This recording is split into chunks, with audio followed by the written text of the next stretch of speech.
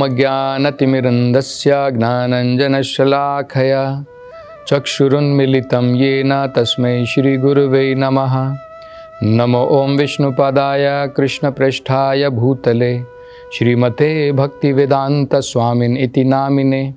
नमस्ते सरस्वती देवे गौरवाणी प्रचारिणे निर्विशेषशून्यवादी पाश्चात्यदेशतारिणे।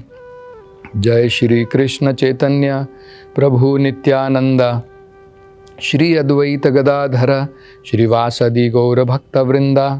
हरे कृष्णा कृष्ण कृष्णा हरे हरे, हरे राम राम राम हरे हरे। हरे कृष्ण। तो आगे अब भगवान कपिल जो है भगवान के चेहरे के ऊपर किस प्रकार से ध्यान लगाना चाहिए उसके बारे में वर्णन करते हैं। तो कहते हैं भावनया गुहायाम।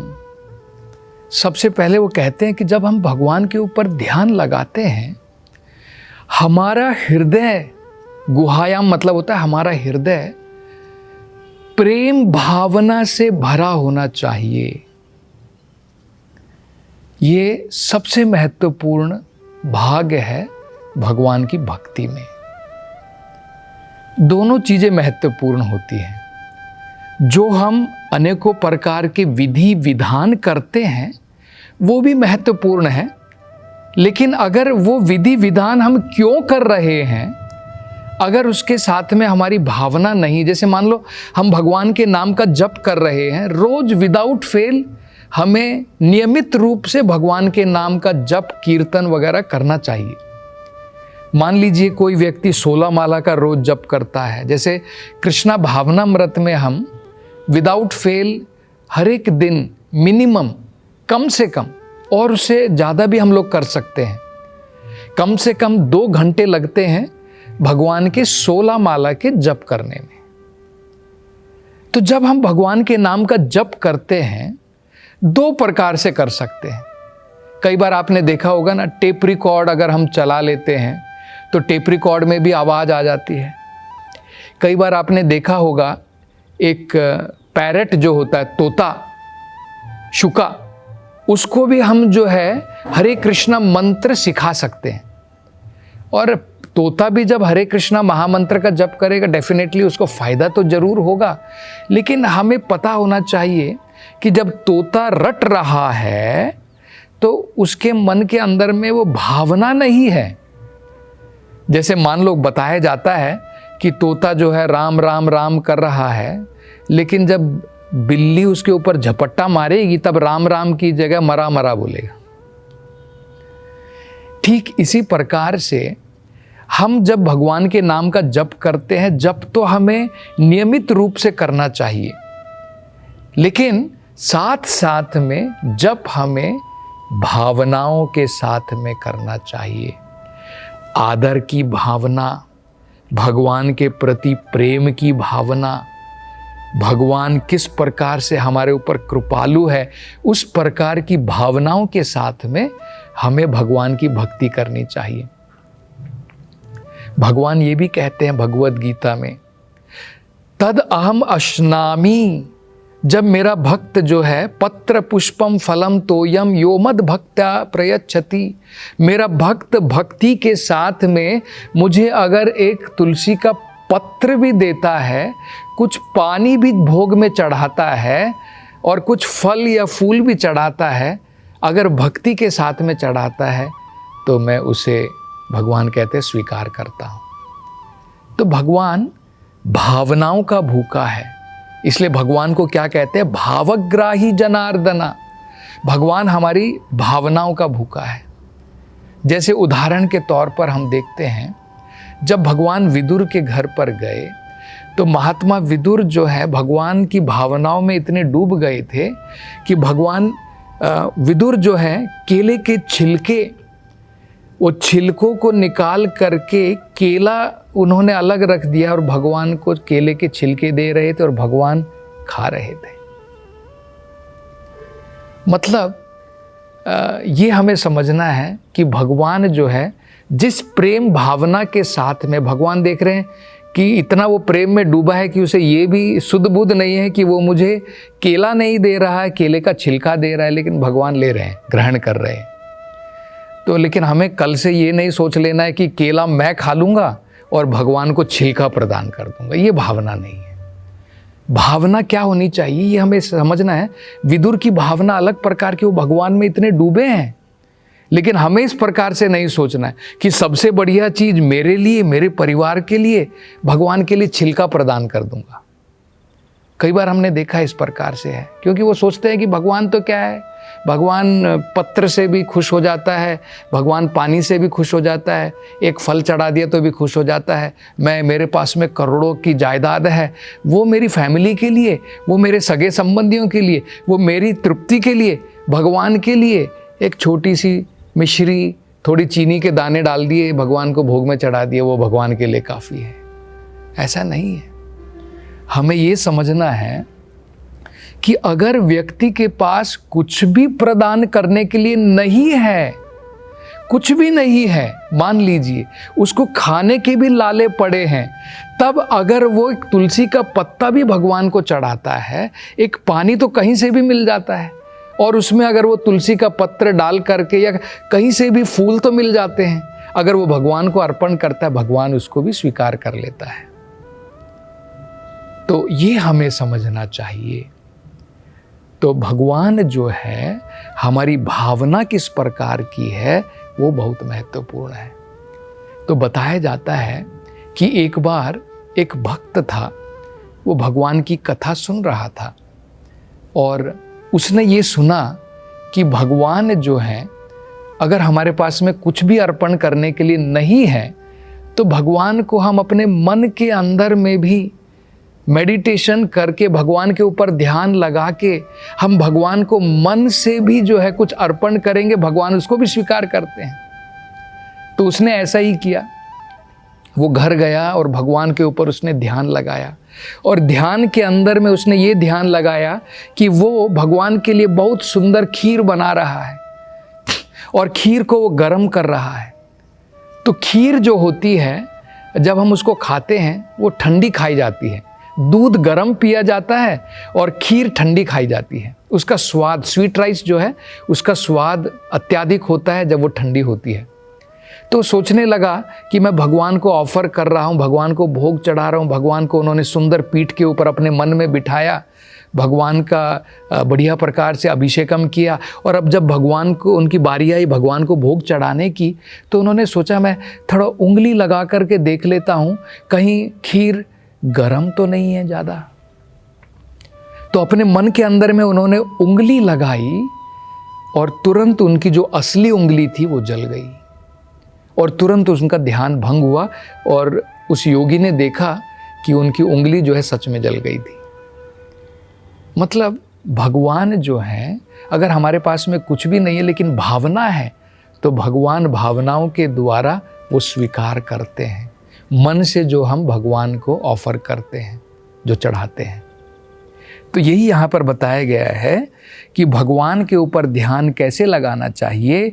भावनया गुहायम, हृदय के अंदर में भावना होनी चाहिए। हमारा हृदय पत्थर की भांति नहीं होना चाहिए, स्टोन हार्टेड, स्टील हार्टेड हमें नहीं होना चाहिए। भावनाओं के साथ में भगवान के ऊपर ध्यान लगाना है।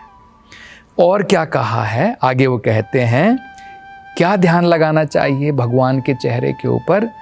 तस्य अवलोकम अधिकम, भगवान अपने भक्तों के ऊपर बार बार, फ्रीक्वेंटली, अधिकम मतलब है बार बार, भगवान जो है अवलोकम, अवलोकन करते हैं। भगवान अपने भक्तों की तरफ प्यार से देखते हैं। इसके ऊपर भी भगवान के भक्तों को ध्यान लगाना चाहिए। कृपया अक्षणों, अपनी आंखों के द्वारा, कृपा के द्वारा भगवान अपनी भक्तों की तरफ बार बार देखते हैं, अवलोकन करते हैं। उसके ऊपर भक्तों को, योगी को ध्यान लगाना चाहिए। और उससे क्या मिलेगा ये भी भगवान कपिल आगे बता रहे हैं। भगवान, इसकी ये बड़ा महत्वपूर्ण, देखिए भगवान की जो अवलोकन है, जब हम मंदिरों में जाते हैं तो भगवान की जो है बड़े ही कृपा पूर्वक भगवान अपने भक्तों, प्रेम पूर्वक भगवान अपने भक्तों को देख रहे हैं, उस प्रकार से हमें प्रतीत होना चाहिए। उस प्रकार से भगवान की विग्रह के ऊपर ध्यान लगाना चाहिए कि भगवान की आँखों से कृपा की बारिश हो रही है, क्योंकि भगवान अपनी आँखों से अगर भक्त को देख रहे हैं मतलब उनकी कृपा बरस रही है भक्त के ऊपर, ये हमें समझना है। तो वो कहते हैं उससे क्या मिलेगा, अति घोर तापत्रया उपशमन्याया। भक्त के जीवन में, इस भौतिक संसार में अति घोर, घोर का मतलब होता है बहुत ज्यादा तीव्रता, अति घोर और अत्यधिक अति घोर, बड़ी घोर भौतिक संसार के अंदर में कष्ट जो हम लोग भोग रहे हैं उसे क्या कहते हैं, तापत्रया।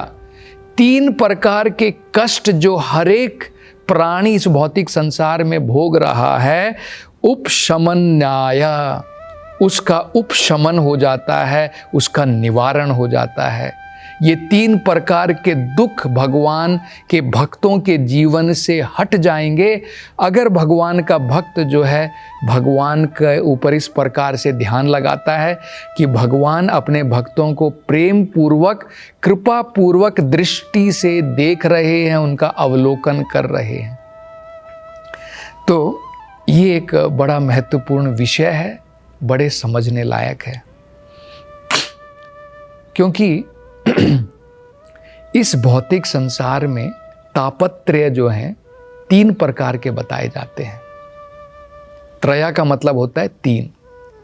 एक कहते हैं आदि आत्मिक क्लेश, जो क्लेश हमारा ही शरीर, हमारा ही मन हमको देता है, उसे कहते हैं आदि आत्मिक। मतलब कई बार लोग अपने मन से परेशान होते हैं और उसके कारण कई बार लोग आत्महत्या कर लेते हैं। हमारा मन हमें बहुत सताता है, अनेकों प्रकार की एंग्जाइटी, अनेकों प्रकार के भय, फियर, चिंता, हम लोग उससे मुक्त नहीं हो पाते हैं। ये भी एक प्रकार का बड़ा क्लेश है। हमारा शरीर अनेकों प्रकार की पीड़ा प्रदान करता है, अनेकों प्रकार की बीमारियों का घर है ये, तो इसे कहते हैं आदि आत्मिक क्लेश। दूसरा होता है आदि भौतिक क्लेश, जब दूसरे जीव हमें जो है अनेकों प्रकार के कष्ट प्रदान करते हैं। जैसे अभी गर्मियों का मौसम आ रहा है, बारिश होगी, बहुत सारे मच्छर आ जाते हैं, मलेरिया फैलता है और चिकनगुनिया की बीमारी आती है और डेंगू की बीमारी आती है। अनेकों प्रकार के कष्ट अनेकों प्रकार के जीवों से हमको मिलते हैं। बैक्टीरिया, वायरस हम देख रहे हैं कितने सारे रूप में, जैसे भगवान अनेकों रूप लेता है। बैक्टीरिया देखिए, कभी ओमिक्रॉन बन के आता है, कभी कोरोना वायरस बन के आता है, कभी इसका ये वेरिएंट आता है, कभी उसका वो वेरिएंट आता है। अनेकों प्रकार से हम देखते हैं आदि भौतिक क्लेश, दूसरे जीवों के द्वारा हमें क्लेश मिलता है। और एक होता है आदि दैविक क्लेश। आदि दैविक का मतलब होता है ये तो हमारे हाथ में नहीं है। ओमिक्रॉन के लिए तो हो सकता है कि हम लोग वैक्सीनेशन बना लें कोरोना वायरस के लिए, और जो दैविक क्लेश होता है, आदि दैविक जिसे बोलते हैं, जैसे मान लो आपने देखा होगा कि कुछ सालों पहले श्रीलंका में ऐसा साइक्लोन आया था, हजारों लाखों लोग बेघर हो गए, पानी जो है बिल्डिंगों तक चढ़ गया था। इसी प्रकार से कई बार तूफान आ जाता है, कई बार आंधी आ जाती है, कई बार भूकंप आ जाता है। भूकंप आने से हजारों बिल्डिंग गिर करके जो है उनका सर्वनाश हो जाता है। इसे कहते हैं आदि दैविक क्लेश।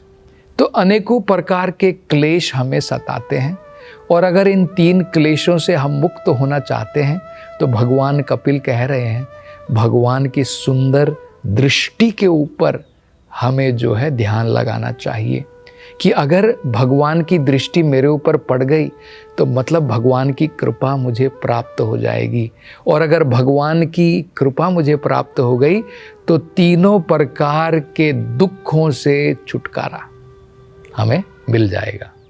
तो वो यही कहते हैं, और आगे कहते हैं और क्या भक्त को जो है ध्यान लगाना चाहिए। वो कहते हैं स्निग्धा स्मिता।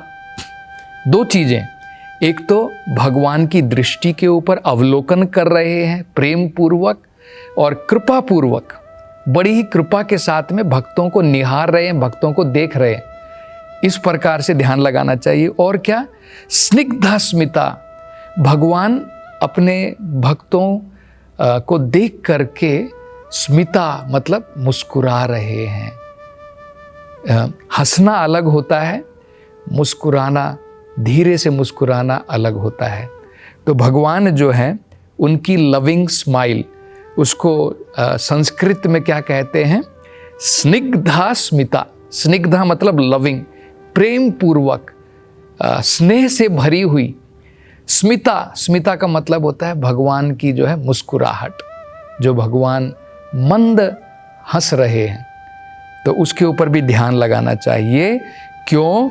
विपुला प्रसादम, अबंडेंट। विपुला का मतलब है बड़ी मात्रा में। अगर हम भगवान की कृपा प्राप्त करना चाहते हैं तो भगवान के इन दो चीज़ों के ऊपर ध्यान लगाना चाहिए। भगवान की कृपा भरी हुई दृष्टि, अवलोकन जो भक्तों को करते हैं, और भगवान का जो प्रेम पूर्वक जो उनकी मुस्कुराहट है, उसके ऊपर ध्यान लगाना चाहिए। महारानी कुंती भी कहती हैं, वो कहती हैं तव वीक्षितई, वो कहते हैं इमे जनपदा स्फुरदहा, भगवान आपके देखने के मात्र के द्वारा ये सारे जनपद जितने भी हैं ये सब विकसित हो रहे हैं। नदियों में भरपूर पानी है, वृक्षों में भरपूर फल हैं, और सब जगह जो है वो कहते हैं ना कि बढ़िया प्रकार से प्रॉस्पेरिटी है। उसका कारण क्या है? तव वीक्षितई ही, क्योंकि भगवान आपकी जो है कृपा भरी ग्लांस, आपकी कृपा भरी अवलोकन दृष्टि हमारे ऊपर है। तो मतलब अगर भगवान की दृष्टि हमारे ऊपर से चली जाए तो हमारा इस भौतिक संसार में केवल कष्ट ही कष्ट भोगेंगे, और अगर भगवान की दृष्टि, कृपा रूपी दृष्टि हमारे ऊपर पड़ जाए तो सारे दुखों से हम मुक्त हो जाएंगे। तो अब आगे भगवान कपिल जो है और आगे कैसे बताते हैं कि भगवान के ऊपर ध्यान लगाना चाहिए, उसकी चर्चा हम अगली कथा में करेंगे। हरे कृष्णा।